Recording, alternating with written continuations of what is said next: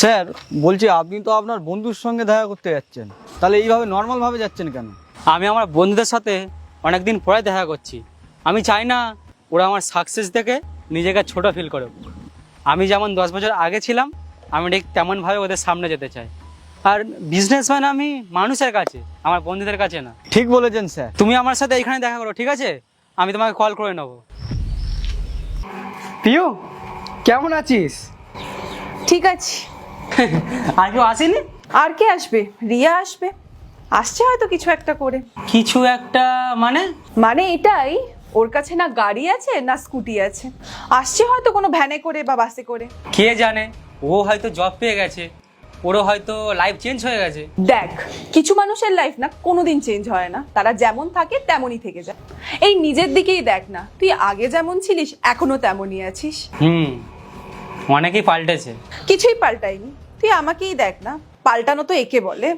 কলেজে আমায় দেখেছিলিস আর এখন দেখ। হ্যাঁ, তোর মধ্যে তো অনেক কিছু চেঞ্জ এসেছে। দেখ, সবকিছু টাকায়, টাকা থাকলে মানুষ কি না করতে পারে। আর আমার লাইফে তো একটা রুলস আছে, ভালো খাও, ভালো পড়ো, আর অনেক অনেক টাকা ইনকাম করো। খুব ভালো। উফ, আর কত ওয়েট করবো বলতো, আমাকে এবার মিটিং এ যেতে হবে। কেমন আছিস? আরে কেমন আছিস? বস বস বস বস। সরি রে, একটু লেট হয়ে গেল। আর তোর কাছ থেকে কি আশা করা যায়, এবার তো আমাকে বেরোতে হবে, অনেকক্ষণ এসে বসে আছি। অনেক বছর পরে কিন্তু দেখা হলো। আমি কিন্তু ডিসাইড করেছিলাম আজকে সারাদিন আড্ডা হবে। দেখ, আমি তোদের মতো বসে থাকি না, দিনে 100টা কাজ থাকে আমার। আমি যেখানে সেখানে টাইম ওয়েস্ট করব? সময়ের একটা দাম আছে আমার। আরে যাস, বস না একটু। কাল আমার একটা ইম্পর্টেন্ট মিটিং আছে, যা বলবি তাড়াতাড়ি বল। এইরকম হয় নাকি? আমি এই সবে আসলাম আর তুই চলে যাবি? তো তাড়াতাড়ি আসতে হতো না, কখন থেকে ওয়েট করছি আমি। 5-10 মিনিটই তো লেট হয়েছে। আমার মনে হয় তুই একটু আগে এসে বসে আছিস। ও সিরিয়াসলি? তোর মনে হয় আমি এত ফ্রি মানুষ? আর এমনিও এই জায়গাটা আমার একদম ভালো লাগছে না, আমি আসছি। আমরা দুজনে কি করব? বসে কথা বল। আরে একটু বসে তো যা।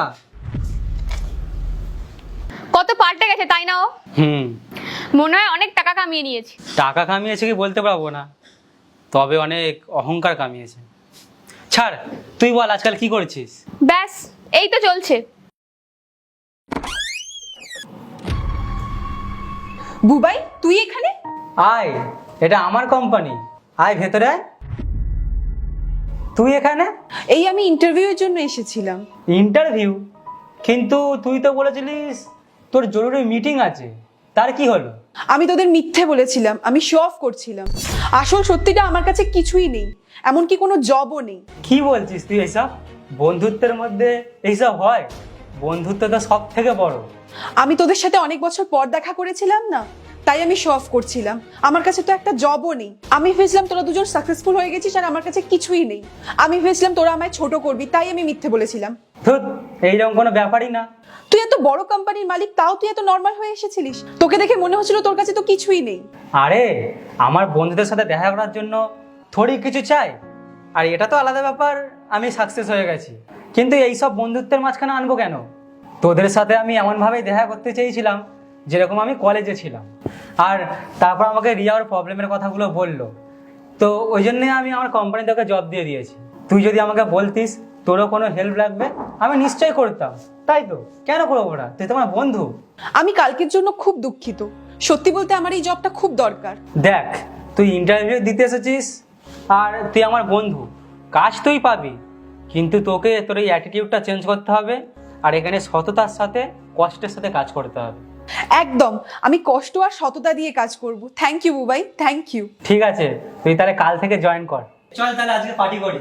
কখনো বন্ধুদের কাছে নিজেকে বড় দেখিও না, কারণ বন্ধুত্বের মাঝখানে গরিব বড়লোক এইসব বলে কিছু হয় না। গল্পটা কেমন লাগলো জানাবে, ভালো লাগলে বুবাইরাকে ফলো করো। বাই।